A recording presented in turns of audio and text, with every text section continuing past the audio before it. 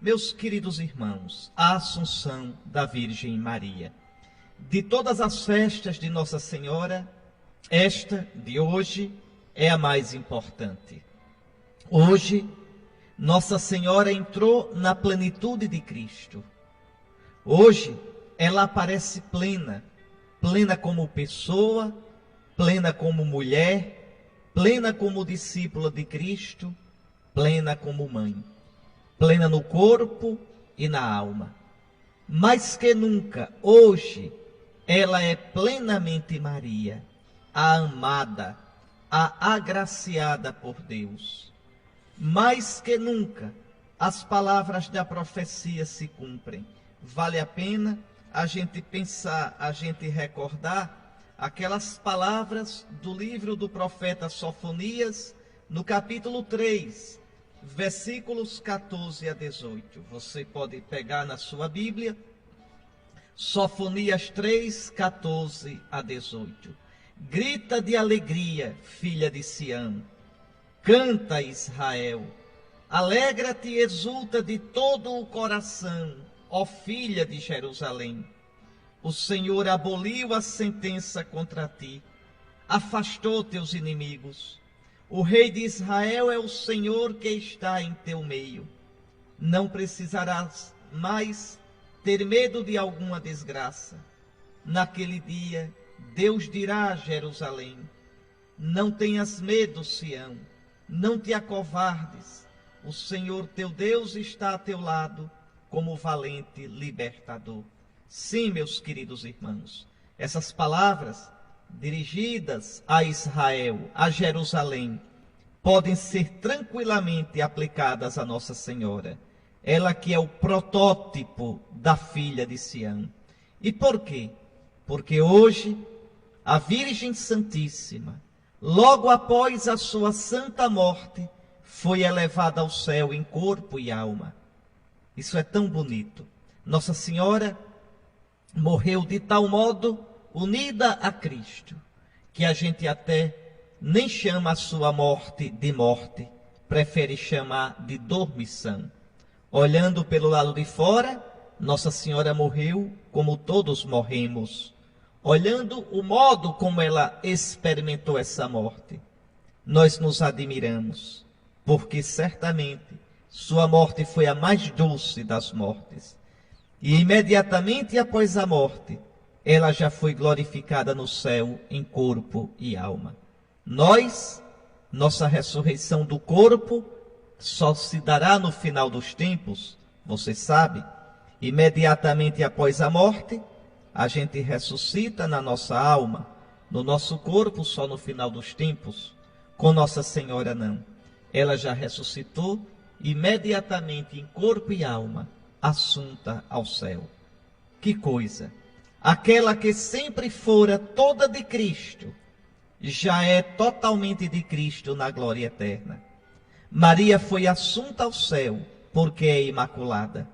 Aquela que é inimiga da antiga serpente. Dê uma olhadinha lá na sua Bíblia, ou anote para olhar depois. Gênesis 3,15. Porém, inimizade entre ti, serpente, e a mulher, entre a tua descendência e a descendência dela. Maria é esta, inimiga da serpente, inimiga do diabo, inimiga do pecado, que tem como fruto a morte. Ela é cheia de graça. Nela não há lugar para a desgraça do pecado. Por isso, em Lucas 1,28, o anjo a saúda: alegra-te, ó toda agraciada, ó toda cheia de graça. Pois bem, nela não há lugar para a desgraça do pecado que leva à morte. Ela é toda cheia da graça de Deus. Ela é aquela que seguiu Cristo até a cruz. Lembrem o que diz lá João, capítulo 19, versículo 25. Nossa Senhora, perfeitamente unida a Cristo, até a hora mais dolorosa, a hora da cruz. E sofrendo ali perfeitamente com Ele reina também perfeitamente no céu. É o que São Paulo diz, meus irmãos, na segunda carta a Timóteo, capítulo 2, versículos 11 ao 12. Lembra-te de Jesus Cristo, ressuscitado dentre os mortos. Fiel é esta palavra. Se sofrermos com ele reinaremos. E Maria, mais que ninguém, sofreu com Cristo. Sofreu como mãe. Nem São Paulo, que foi decapitado, nem São Pedro, crucificado de cabeça para baixo, nem São Lourenço, entregue às chamas na grelha, nem Santo Inácio de Antioquia, devorado pelas feras, sofreu tanto como Maria por causa de Jesus. Porque só Maria, virgem, sofreu como mãe. Ali, naquela cruz, Maria sofreu com Cristo como ninguém.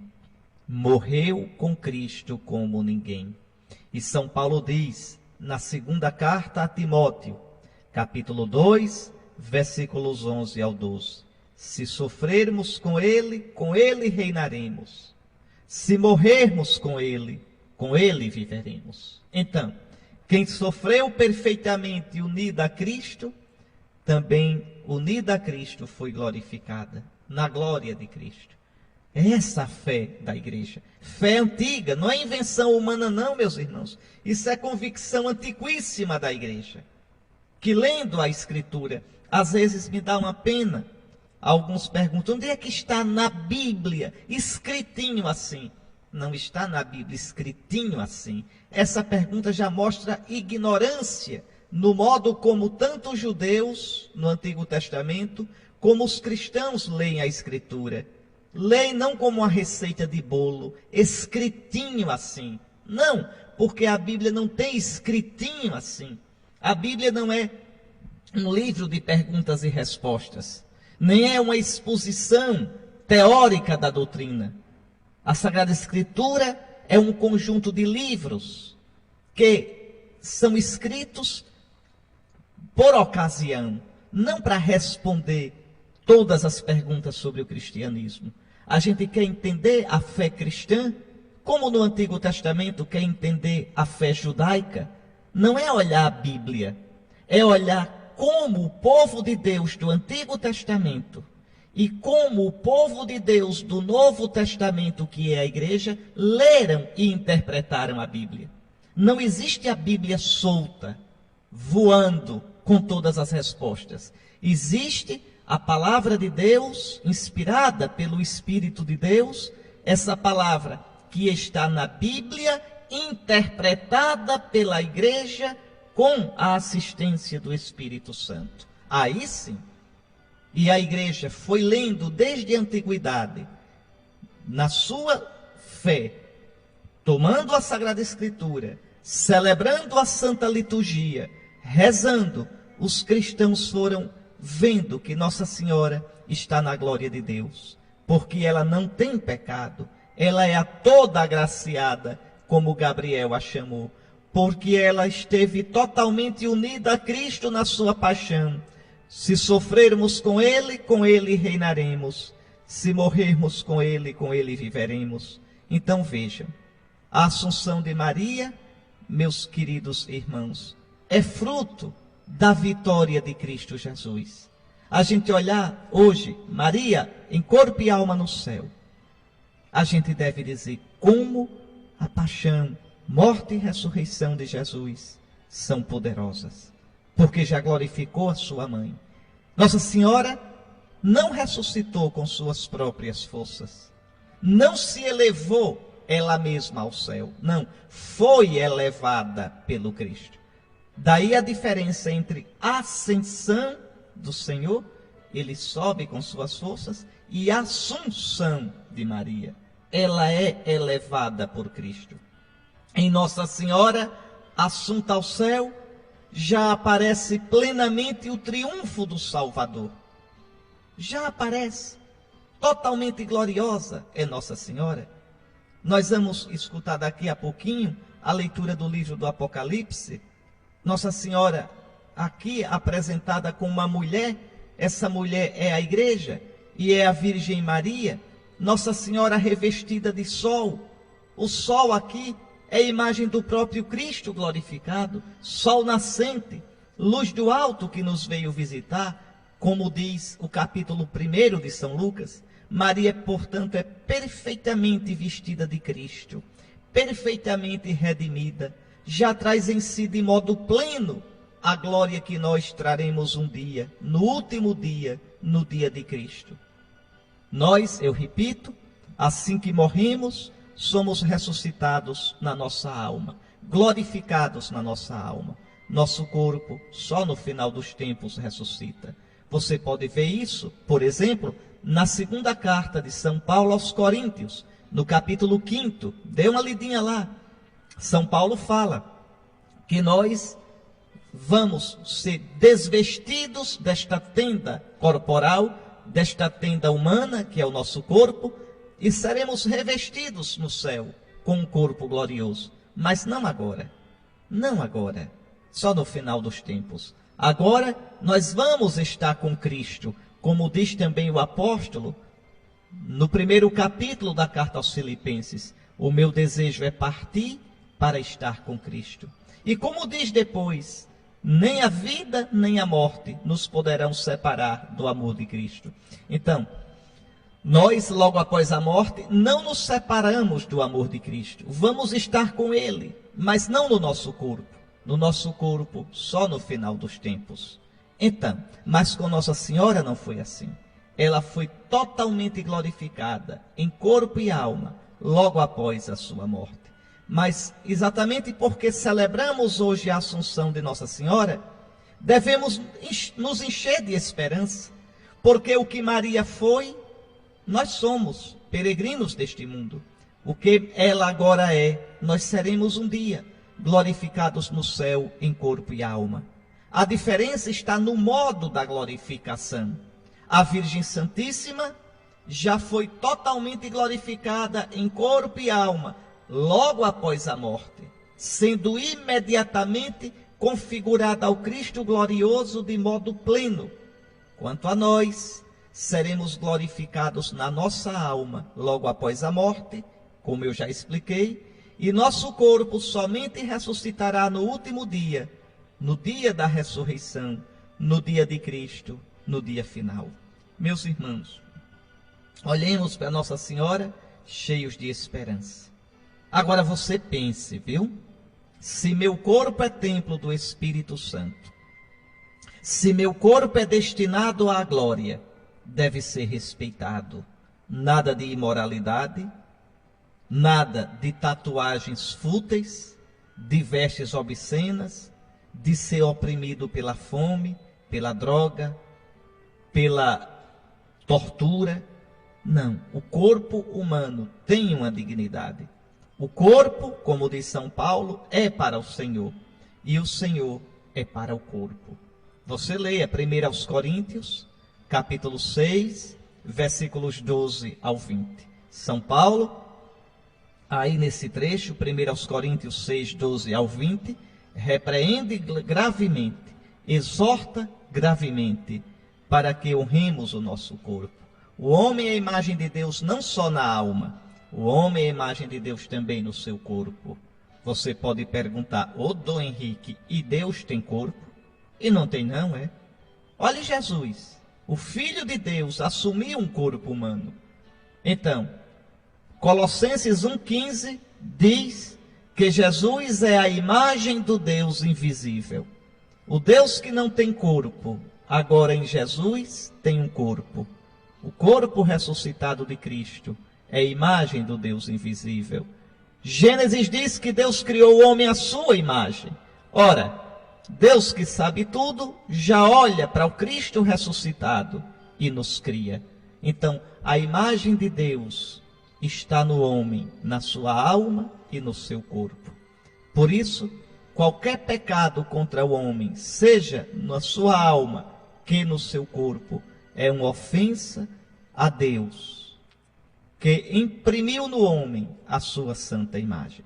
Muito bem, então olhemos para o céu. Nossa Senhora gloriosa, imagem viva da igreja e esperança firmíssima na nossa salvação. Eu quis dar essa introdução, começando. Meus irmãos, vamos compreender direitinho essa leitura que é tão conhecida nossa. Primeiro, Quem é essa mulher? Essa mulher, ela é a igreja e ela é a Virgem Maria. Os dois personagens, a igreja e a Virgem Maria, aí se misturam, porque Maria é a imagem da igreja. O próprio Evangelho deixa isso claro. Quando o anjo saúda Nossa Senhora, alegra-te cheia de graça, com a mesma saudação que os profetas usavam para saudar o povo de Deus. Alegra-te, filha de Sião, alegra-te, Jerusalém, alegra-te cheia de graça. Maria é ícone, é imagem viva da igreja. Então essa mulher é uma pessoa e é um povo. É Maria e é a igreja. Isso acontece também com Jesus. Jesus é uma pessoa e Jesus representa todo Israel. Vou lhe dar um exemplo. Quando Jesus, menininho ainda, volta do Egito, o que é que São Mateus diz? Hein? São Mateus diz assim: isso aconteceu para que se cumprisse a escritura que diz: do Egito chamei o meu filho. Você se lembra? Pegue a sua Bíblia. Vamos dar uma olhadinha aqui. Eu vou olhar com você aqui. Estou abrindo a minha Bíblia só para recordar a você a citação, para você entender bem.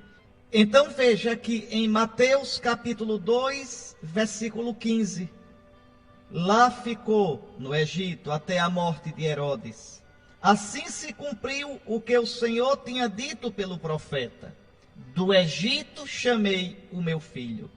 Então é uma passagem que se refere a Jesus. Do Egito chamei o meu filho. A questão é esta: se você perguntar, mas onde é na Bíblia que está escrito isso? Qual foi o profeta que profetizou isso? Do Egito chamei o meu filho.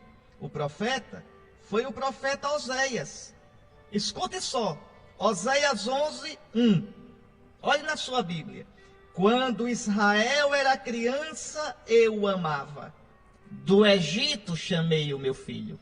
Ora, essa passagem de Oséias está falando de Israel. Nessa passagem, Oséias está lembrando lá do livro do Êxodo. Quando Israel era criancinha, quer dizer, quando o povo de Israel estava no comecinho da sua vida, eu o amei. E do Egito chamei o meu filho. Quer dizer, abri o mar vermelho, tirei Israel do Egito. Vejam, Mateus interpreta esse texto como sendo uma profecia sobre Cristo. Por quê? Porque a pessoa de Cristo representa todo o povo de Israel. Onde o que aconteceu com Israel é passado a limpo, é redimido por Cristo. Vou lhe dar outro exemplo. Jesus vai dizer em João 15, eu sou a videira verdadeira. Preste bem atenção. A videira verdadeira. Se você olhar no Antigo Testamento, quem é a videira? Olhe Isaías capítulo 5. A vinha do Senhor dos Exércitos é a casa de Israel. Então, Israel é que é a vinha do Senhor. Por isso Jesus diz, eu sou a videira verdadeira. Quer dizer, Israel é a videira que prepara, que profetiza a verdadeira videira que sou eu. Israel é apenas uma figura minha. É isso que Jesus quer dizer. Do mesmo modo, essa mulher do Apocalipse é a igreja toda e a Virgem Maria, que é modelo, exemplo, mãe, tipo da igreja. Então, é preciso saber ler a Bíblia, meus irmãos.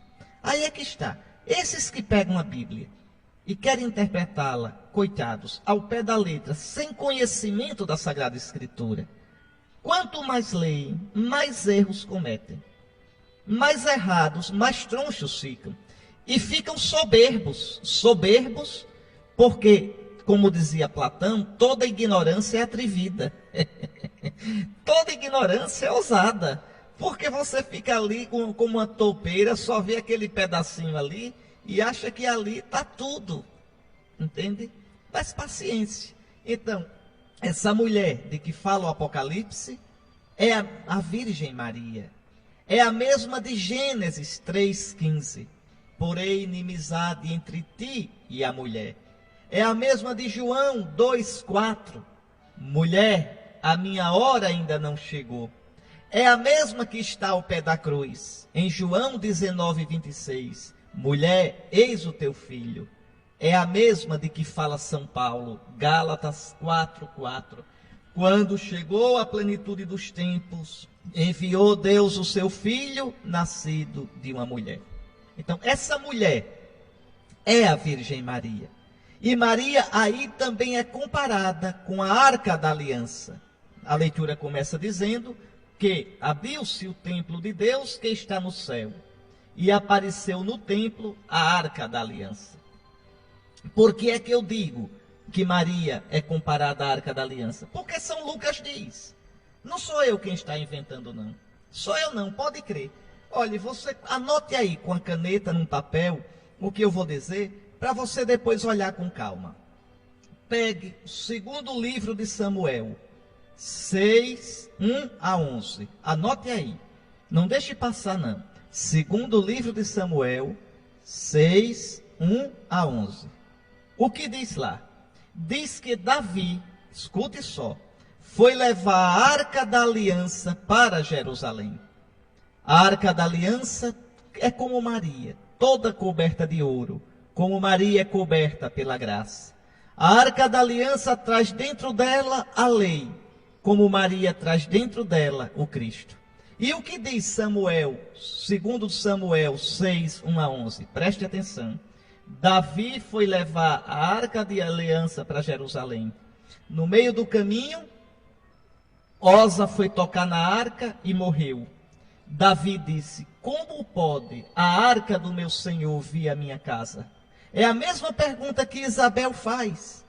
Como pode a mãe do meu Senhor vir até mim? Você compare com Lucas, capítulo 1, versículos 39 a 56. Lucas 1, 39 a 56. Aí Davi deixa a Arca da Aliança na casa de um tal de Obed-edom. E a arca fica 3 meses na casa de Obed-edom. Quanto tempo Maria ficou na casa de Isabel? 3 meses. 3 meses.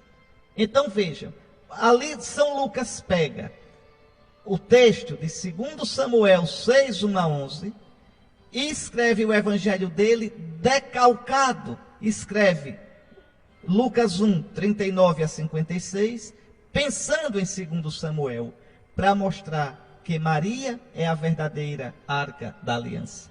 O que 2 Samuel diz da arca, Lucas diz de Maria. Para mostrar o quê? Que como a arca trazia a presença de Deus, Maria traz o Deus perfeito. Então, essa Arca da Aliança que aparece no templo é a imagem da Virgem Maria. A arca aparece no templo e depois a mulher, também imagem da Virgem Maria. A coroa de 12 estrelas indica Maria como fruto maduro do povo de Israel.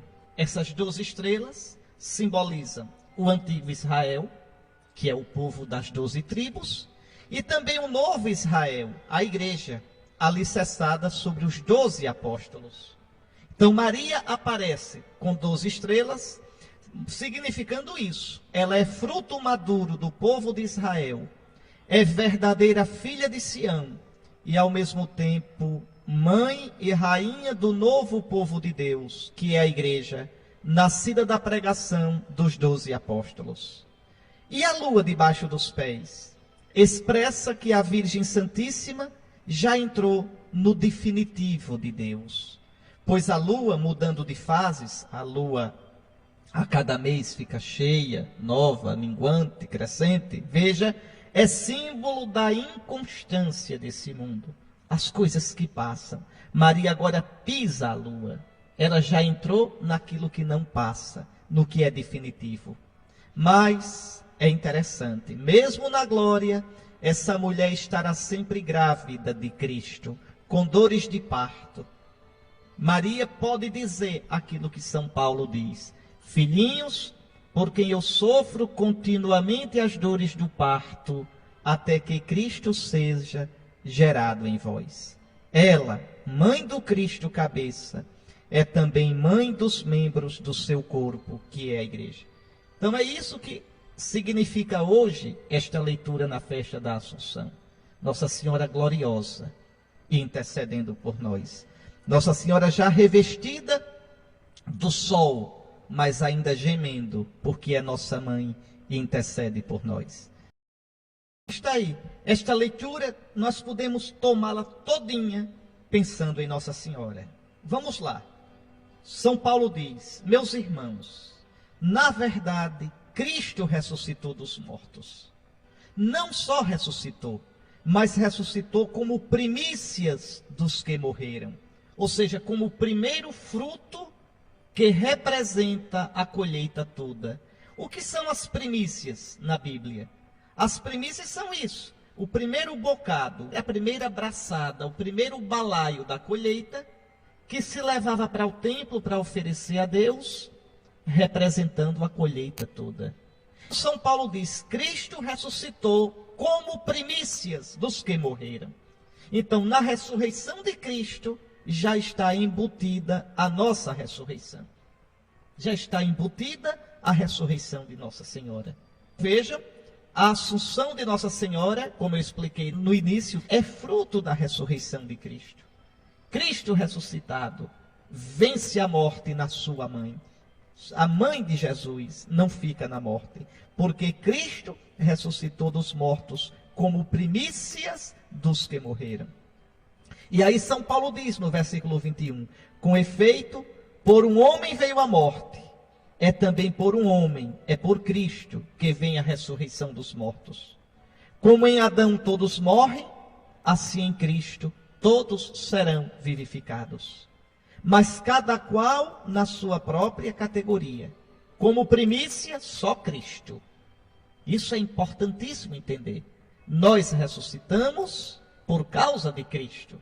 Cristo é o motivo da nossa ressurreição. Cristo é o modelo da nossa ressurreição. Por que ressuscitam os mortos? Porque recebem a vida de Cristo.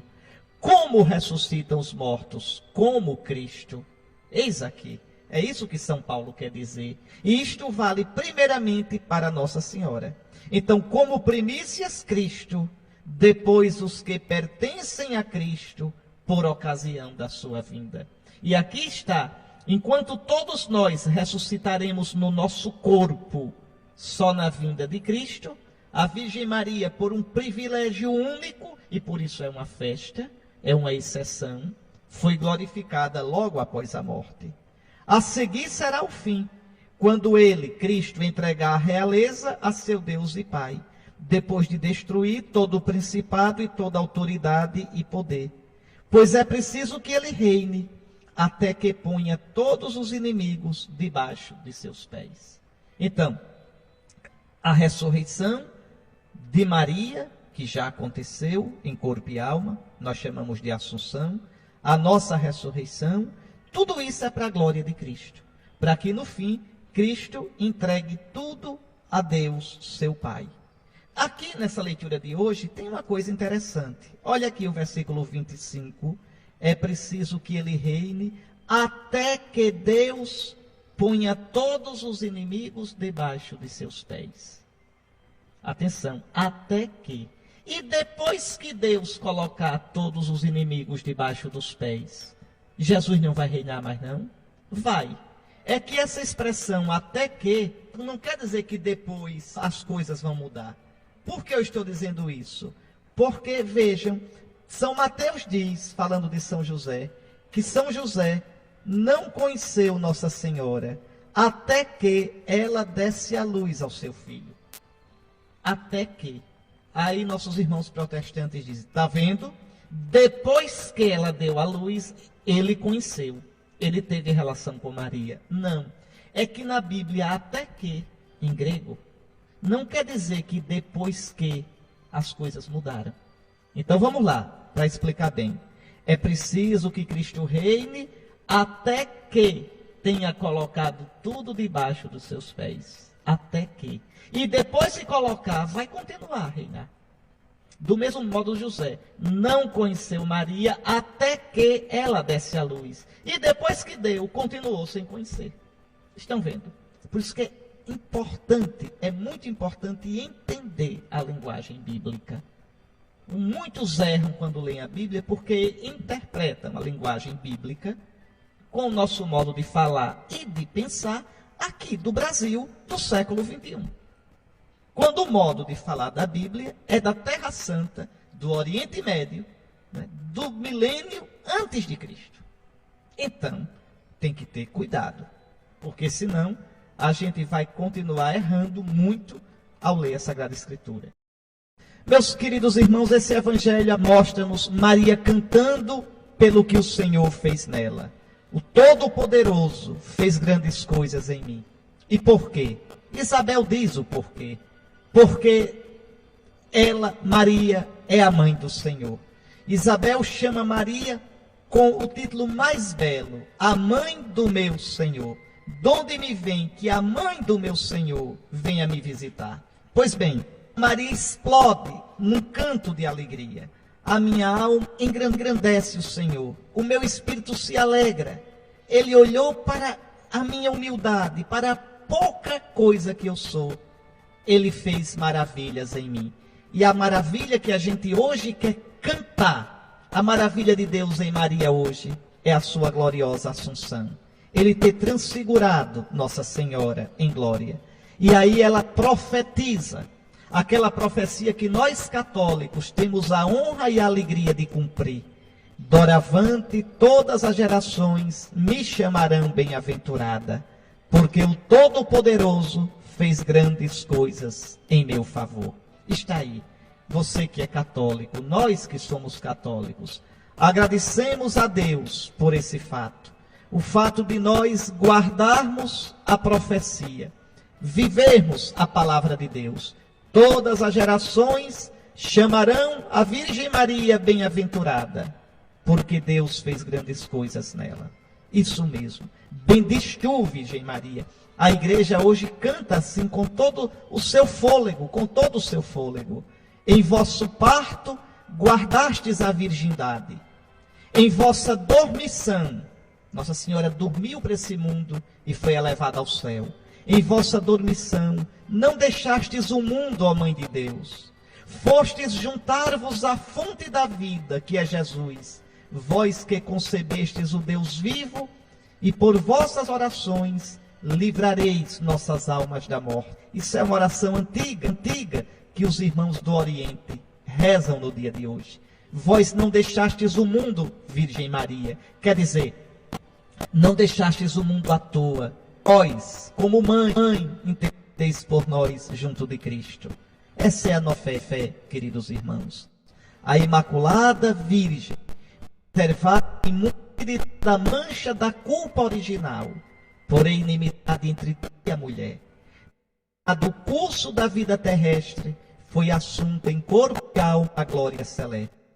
E para que mais plenamente estivesse conforme a seu Filho, formada a imagem do seu Filho, semelhante ao seu Filho, que é o Senhor dos Senhores, vencedor do pecado e da morte, ela foi exaltada pelo Senhor como Rainha do Universo. A Assunção da Virgem Maria é uma participação singular, única, de modo único, na ressurreição do seu Filho. E é uma antecipação da ressurreição dos outros cristãos. Como eu já expliquei, o que nós teremos só no fim dos tempos, a ressurreição da carne, Maria já tem desde a sua Assunção. Meus queridos irmãos, fiquemos com esses pensamentos. Pensemos sobre tudo isso. Nós somos chamados à glória. Me dá uma tristeza tão grande quando eu vejo no mundo de hoje, esse mundo que vai se tornando descrente, pagão, cínico, o homem vai se tornando simplesmente presa dos interesses desta vida. O homem olha para si somente a partir desta vida, esquecendo que nossa vida nem é sentimente de eternidade. Não vivam como quem vai viver e morrer somente. Vivam sabendo que a nossa vida plena é na glória. Se nossa vida fosse só aqui, que vida sem sentido. Se nossa vida fosse só aqui, que vida vazia. Mas nós fomos feitos para a eternidade. Então vivamos nesse mundo abertos para Deus, não somente mergulhados nas coisinhas desse mundo, em comprar, em tecnologia, nas bobagens deste mundo, porque se a vida for só isto, que vida sem sentido seria a nossa vida? Muito bem, meus irmãos, olhemos Nossa Senhora na glória e peçamos que por sua intercessão, onde ela está, nós estejamos um dia. Que pelas preces da toda Santa Mãe de Deus, você tenha um domingo santo, uma semana abençoada, cheia de graça, para você e para a sua família. E que abençoe-vos o Deus Todo-Poderoso, Pai, Filho e Espírito Santo.